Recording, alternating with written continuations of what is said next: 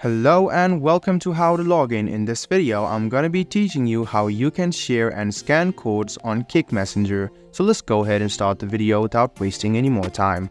Open the Kik app on your phone. The next thing you want to do is click on your profile, which you see on the top right hand corner of your screen. Go ahead and click on your profile and click on your Kik code.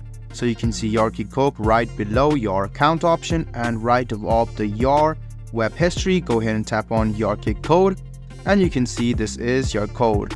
If you want to share your code, you can do that. You can see the share icon on the top right hand side. You can see that it will form as an image. You can also download it. So go ahead and download it. And you can even screenshot this. So after you screenshot this, you can easily send this. And to share the code, you can see the button right here. If you scroll, you can see if you swipe or scroll, this will change. And easily you can open your camera and start scanning the code. So it's quite easy and helpful. With a simple swipe, you can easily scan or share your code as well.